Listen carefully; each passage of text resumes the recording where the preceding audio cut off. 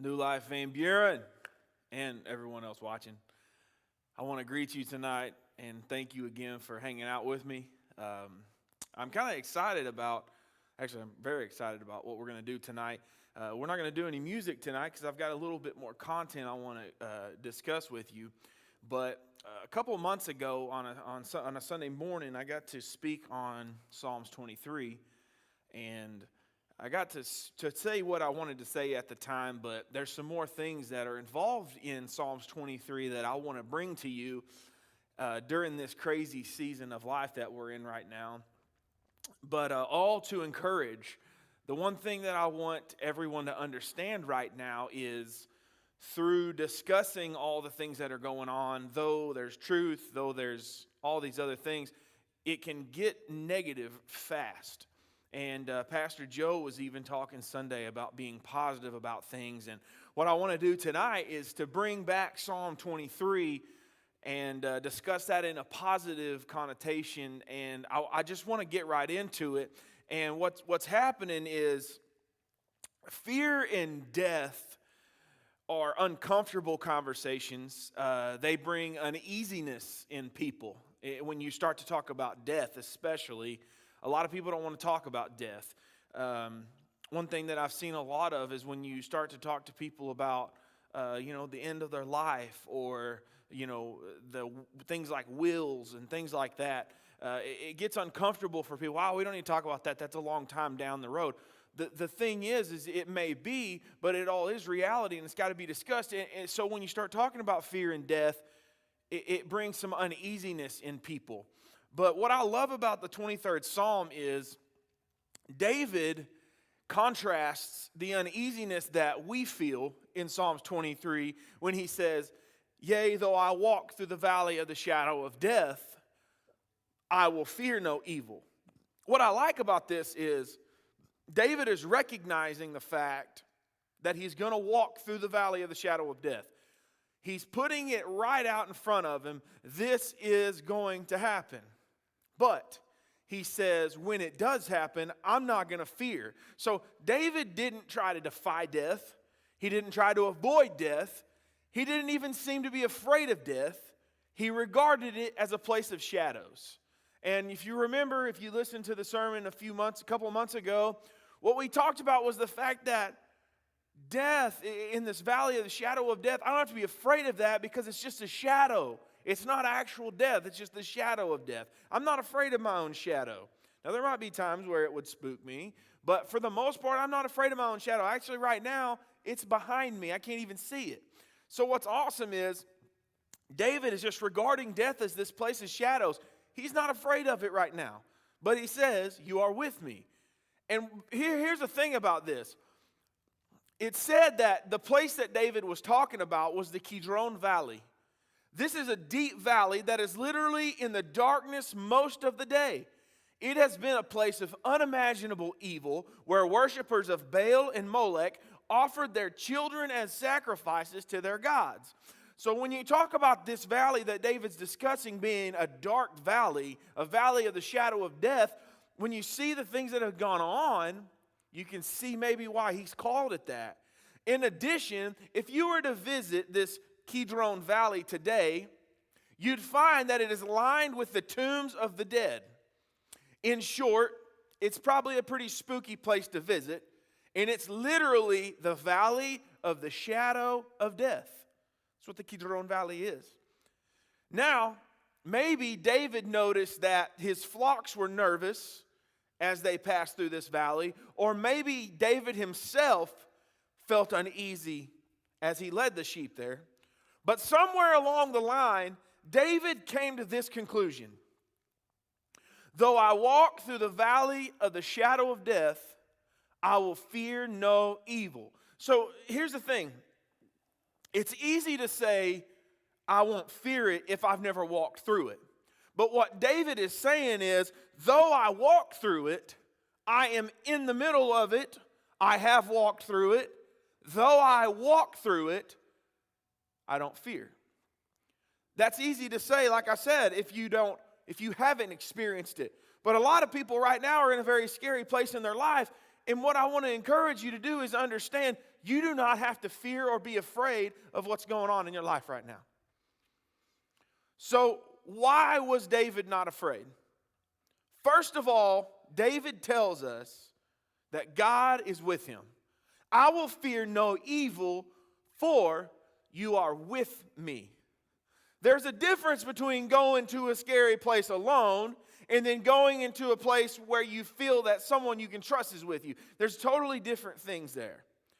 So if I'm walking into a place where I'm afraid of by myself, it's one thing. But if I'm walking into a scary place with someone, it's a totally different thing. And this is what David's trying to say right here. Yeah, I probably have every right in the world to be afraid of where I'm at right now. But I don't fear because God is with me as I walk, is what he's saying right here. And so here's the thing. I will fear no evil. You are with me. So think about this. There was a woman that was talking about her favorite spot at her local zoo. It's called the House of Night. It's a place where creepy, crawly creatures of the night crawl and fly around. She said one day she stepped into the exhibit and it was immediately total darkness. Then a small hand grabbed a hold of hers. She smiled and said, "And who do you belong to?" A little boy quietly said, "I'm yours until the lights come back on." So this little boy, at the moment in the darkness, when he was afraid, did not care whose hand he had a hold of. He just wanted to know that someone was there. So I just want you to understand tonight, no matter how dark the season or the place that you're in right now is, if you just reach up and grab a hold of that hand that's standing right there waiting for you, if you'll do that, I promise you'll be in more comfort than you are trying to walk through it alone. Scary places and scary situations can frighten us if we have to face them alone. But God says we don't have to. So what about Joseph? Joseph's brothers hated him. They beat him, they threw him in a pit, they sold him into slavery. For the next 17 years, roughly, of Joseph's life, he was either a slave or a prisoner. But in Genesis 39, we read these statements. The Lord was with Joseph. His master, Potiphar, saw that the Lord was with him. The Lord caused all that Joseph did to succeed in his hands. The Lord was with Joseph and showed him steadfast love, gave him favor in the sight of the keeper and the prison. Once again, the Lord was with Joseph, and whatever he did, the Lord made it succeed. So at least 5 times in this one chapter, we're told over and over again, God was with Joseph. And you kind of read something like that and you feel redundancy in place, and you kind of ask yourself, why did this over and over and over and over again come up? Because normally if you tell me once or twice, I get it.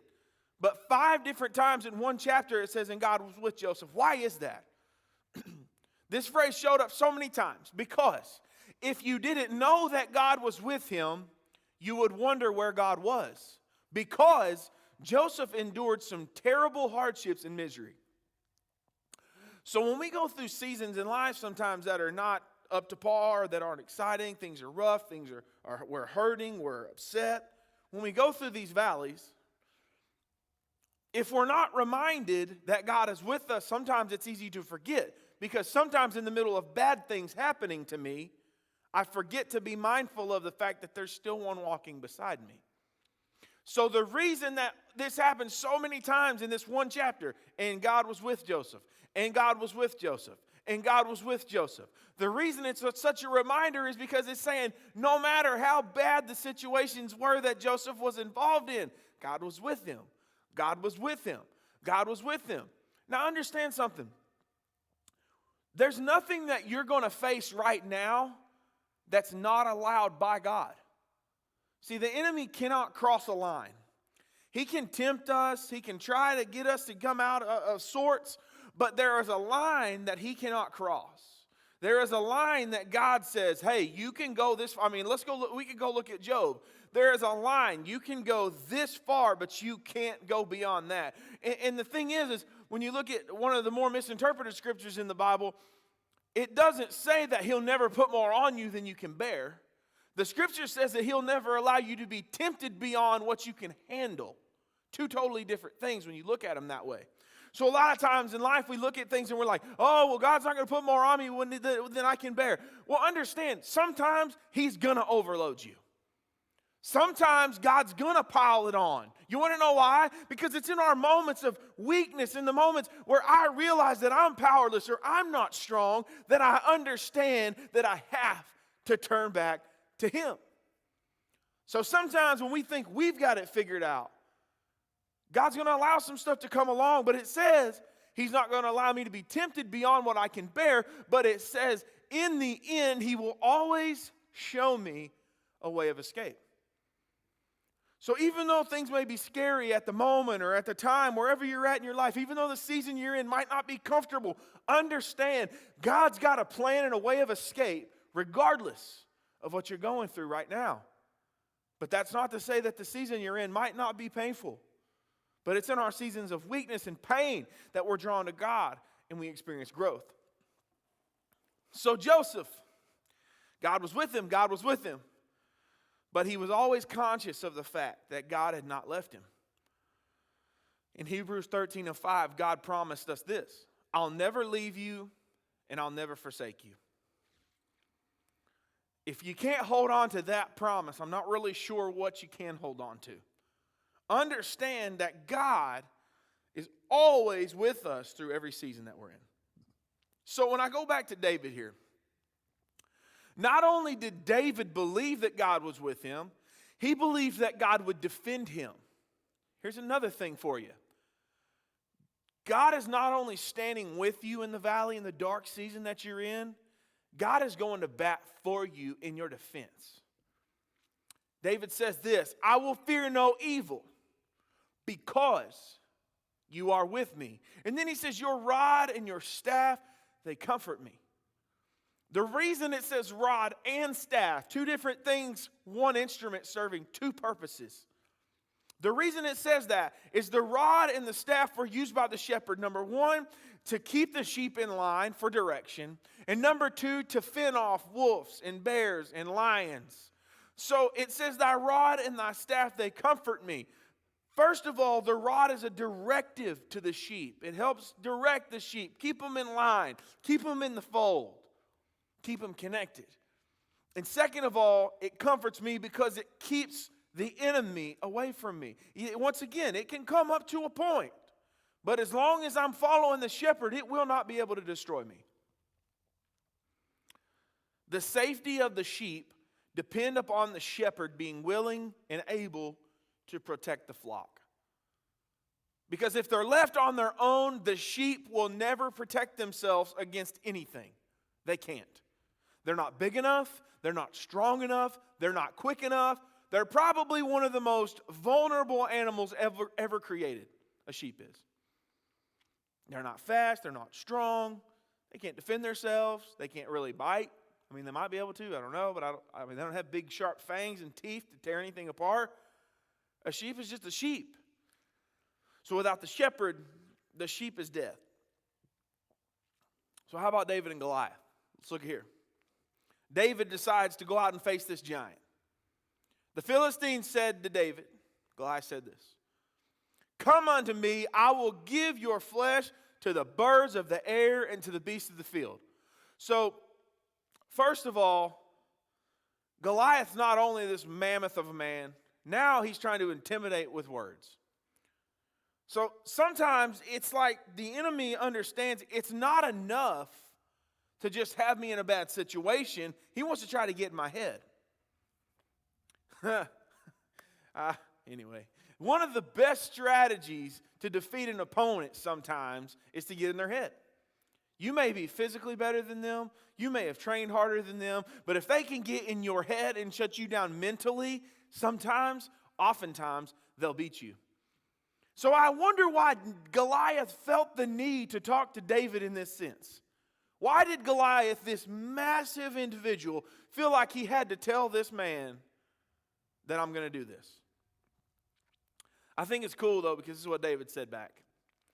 You come to me with your sword, with your spear, but I come to you in the name of the Lord of hosts, the God of the armies of Israel, whom you have defied. This day the Lord will deliver you into my hands, and I will strike you down. And then it goes on to say, the battle is the Lord's, and he will give you into my hands. So here's Goliath towering over David, trying to verbally intimidate David. And David looks at him and just says, come on, bring it, man.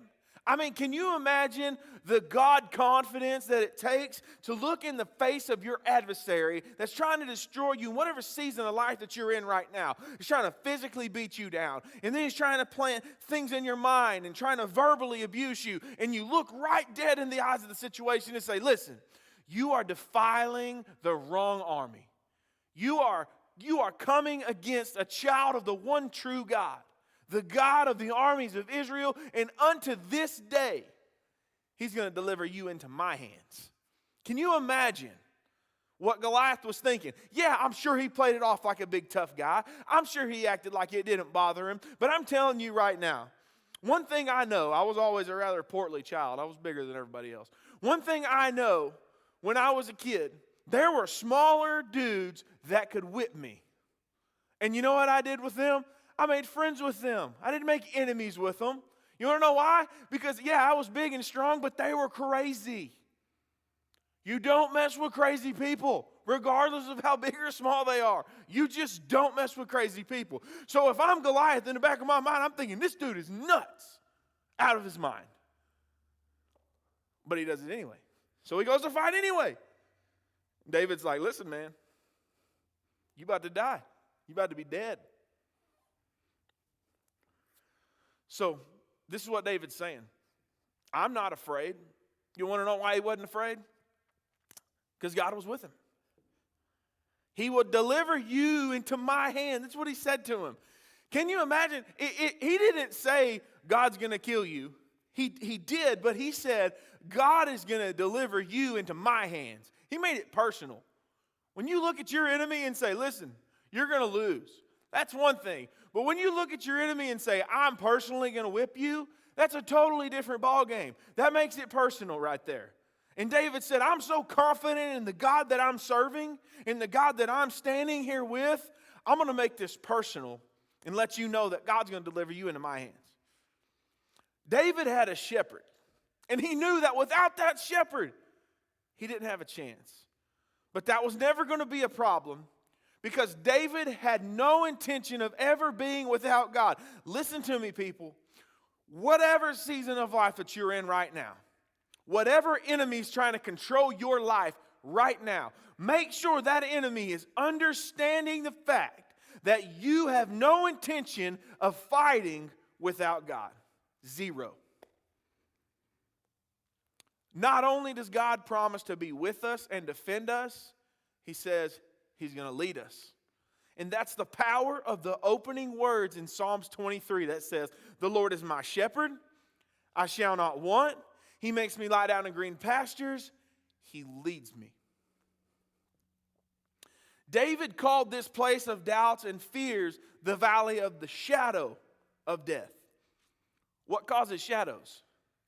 Shadows are caused by something that is close, casting the shadow from a light near. So something has to be near me to be casting a shadow. The reason that Kidron Valley is in the shadow most of the time is because this valley is deep and narrow. So it's all kind of close together. It's deep, but it's close together. The walls of this canyon close in on this valley. The shadow is caused by the nearness of the walls of the canyon. So imagine walking through this valley and it kind of coming in on you rather than opening up. So this shadow's cast most of the time because anytime light's being shown, it's casting a shadow. Anytime there's no light, it's obviously dark. So regardless of what day or time it is, there's nearly always a shadow. But here's the thing. The Bible is very honest with us.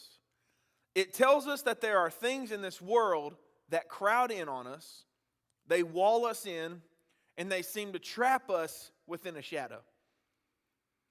Sometimes the fear that we're dealing with what's going on in our lives and in the world around us traps us and it encapsulates us and it just covers us up. in a world like this, this is where I have full confidence in Jesus, because he tells me in John 16:33, in this world you will have trouble, but take heart because I have overcome the world. He says, regardless of what's going on in this world, understand, first of all, accept the fact you're going to have problems. But also understand, on the contrary, that though their problems are presenting themselves to you, I have overcome the world in which these problems are possessed within. Several years ago in the country of Turkey, a flock of sheep made the news. It seems that the shepherds of the flock had been eating breakfast when their sheep began to wander off. Now, this normally it's not a big deal, but the flock was just a stone's throw away from a cliff. Suddenly, one of the sheep went over the cliff, and 1,500 more decided to follow it. 400 of the flock fell 45 feet to their death. The other 1,100 survived because the dead sheep broke their fall. Many of them were still seriously injured, and they brought this together and realized that there was a $74,000 cost to this problem. This many sheep that had fallen, that had died, had been hurt, cost around $74,000. That's what it cost the farmers. Here's the thing. The moral of this story is this. When it comes to maintaining sheep, there is a difference in a shepherd and a hireling. Now let me explain something. A hireling comes in and does the work of the shepherd when the shepherd is not available. Say something happened to the shepherd, or say the shepherd's sick or unable to do his work. They bring a hireling in. Now, we all know people that we work with that come in and they do whatever they got to do to get through the day because they just want that paycheck. They don't care if you succeed. They don't care if the company survives. They just want that dollar. That's what happens when you have someone working with you that's unconcerned about what they're working for. So listen to the words of Jesus in John chapter 10, verses 12 and 13. A hired hand will run when he sees a wolf coming. He will abandon the sheep because they don't belong to him, and he isn't their shepherd. And so the wolves attack them and scatter the flocks. But the hired hand runs away because he's working only for the money and does not care about the sheep. These are the words of Jesus right here. In John 10, 12, and 13 that I just read to you, we read this. The hired hand doesn't own the sheep. He cares nothing about the sheep. He's there to make money. That's what he's doing. The flock really isn't his, so he's not watchful. Whatever happens, happens. And that seems to be what has happened to this flock of sheep in Turkey. The hired shepherds allowed the sheep to get too close to a ravine, and the results were devastating. But listen to this contrast. Jesus has just told us that a hired hand does not care for the sheep, does not care if they survive. But listen to what Jesus says in verse 11 here. I am the good shepherd. The good shepherd lays down his life for his sheep. The good shepherd cares enough for his sheep to even die for them because they belong to him. So I want you to think about this. Jesus himself had everything in the world. He was sitting up in heaven, had everything he wanted. He decided to save you and I by giving up eternal glory for the moment being and come down and humbling himself down to the lowest of lows. Because in this time period, shepherds were not fancy. Shepherds were not a role that everybody wanted. Shepherds played the dirty roles. Shepherds played the roles that not very many people wanted. But Jesus said, y'all are my sheep, and because of that, I'm going to take this job so seriously that I'm willing to lay my life down so that you'll live. That's the difference in someone who cares about us. So I want you to understand, if you've questioned where is God right now, what's going on right now, understand that there is no hireling in place right now. It is the God, the I am, the good shepherd, standing there watching over you and I, and he's already cared enough to die so that we would live don't question whether or not he cares. Don't question whether or not he's there. I promise you he's there. I promise you he's there. So I look back at David and Goliath. The king Saul was skeptical about how this was going to turn out, obviously. So he questioned whether David had it in him. I love this. This is what David said. The more you read into this, the more you realize David did not have a confidence problem. There's a difference in being arrogant and being confident, all right? If you're arrogant, people don't like you. If you're arrogant, you're all about yourself. The reason I know David was confident is because everything positive that he spoke about himself was given, the praise was given to the God that was in him, not himself. That's how I know David was confident and not arrogant. But listen to this reply when King Saul was doubting. 1 Samuel 17, 34, 35. Your servant used to keep sheep for his father. When there came a lion or a bear and took a lamb from the flock, I went after him and struck him and delivered it out of his mouth. And if he rose against me, I caught him by his beard and struck him and killed him. So King Saul is starting to question David, and David's like, let me explain something to you here. I killed a lion. I killed a bear. Do you think I'm scared of a human being? Put this in context here. If you had a bear and a large man standing there to fight, which one are you going to pick? I'm picking a large man all day. Well, because of the power that God had inside of David, David said, listen, I've already defeated a bear and a lion. Why do you think I'm afraid of this guy? I know that the God who's in me is going to empower me to take care of it. So here's the thing. A hired hand would not have bothered to take care of the bear and the lion. But the sheep belonged to David's family. They were precious to his family. And David was willing to go to even death to protect the sheep that belonged to his family. That's what Jesus is saying right here. The sheep are precious to him, and I'm willing to even die to protect them. One of the most touching scriptures in the Bible is in Matthew chapter 9, verse 36. When Jesus saw the crowds, he had compassion for them because they were harassed and helpless like sheep without a shepherd. When you understand the context of what a sheep without a shepherd looks like, you realize that sheep get lost. They have no sense of direction. They have no sense of defense.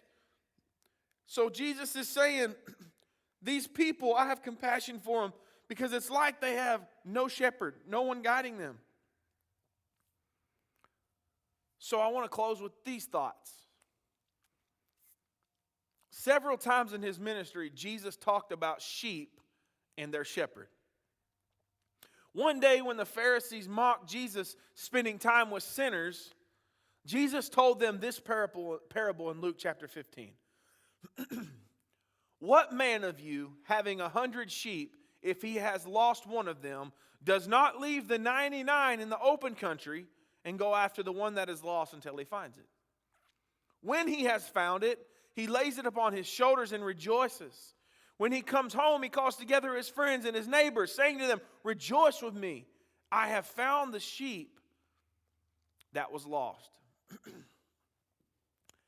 That shepherd left the 99 safe sheep to find the one that had wandered off. And once again, here Jesus in this parable was referring to himself as the shepherd. He was going to leave the 99 to find the one that was lost. That's why he spent his time with tax collectors and sinners. Because in Luke 19 and 10, he says the Son of Man came to seek and save the lost. Saying, I come here to get the people that are lost. I come here to find the ones that are lost, not just hang out with the people that are saved. That's why he came.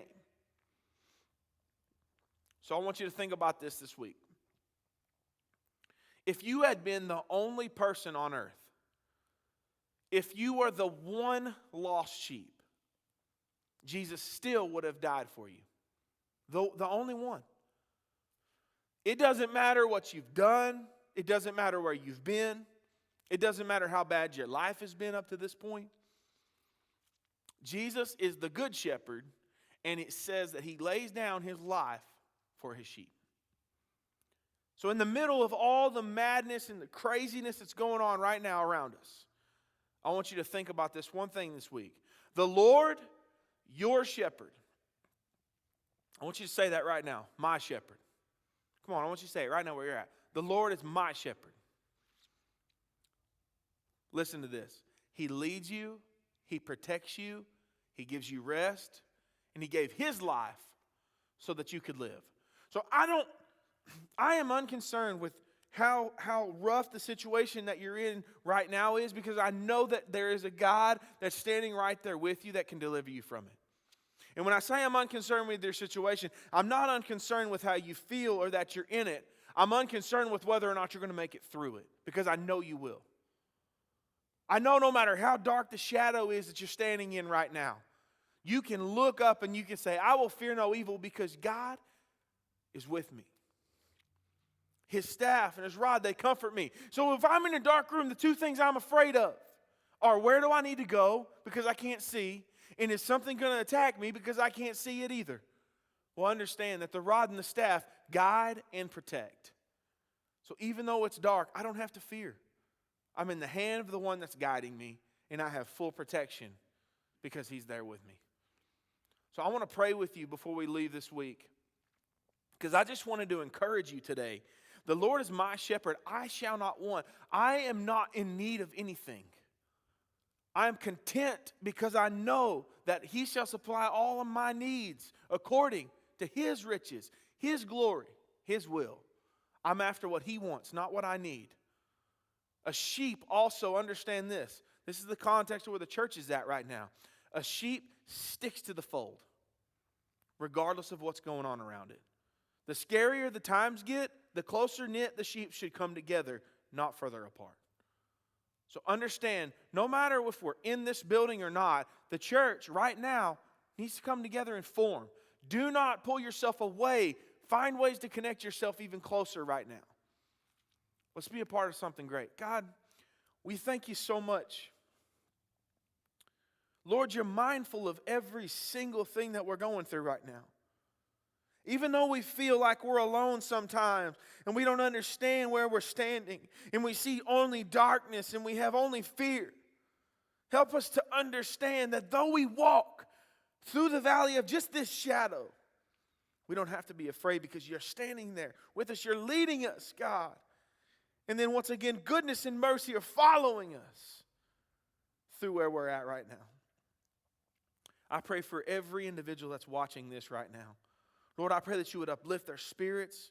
God, anything that's trying to creep in their lives and discourage them, anything that's trying to hurt them mentally, Lord, I pray that they would be transformed by the renewing of their minds right now. We thank you, Lord, for what you're doing. Your master plan is just that. It's masterful. And I thank you that we're your masterpiece. I pray right now that each and every person watching this would stay encouraged and have a wonderful week, God. Thank you for who you are and what you've done, God, and just we worship you. We give you praise right now. In your name, Jesus. Amen. Guys, thank you again for hanging out with me tonight. I hope you got something out of this word. I sure felt encouraged when I was looking through it and working through it. Just understand, you're not standing there alone. We're here with you. Everything that you're experiencing as far as the world is concerned, it's in the church as well right now. We're all standing in this together. I just want you to know that you can be encouraged. You can come out of this encouraged, and we can come back and meet together. What a great time that's going to be. I love you so much. I thank you for the support that you give here at New Life Van Buren, the support that you give the kingdom of God, and just continue to stand upright, encourage yourself and encourage your families. I'll see you here 10:30 Sunday morning. I'm looking forward to it. God bless you.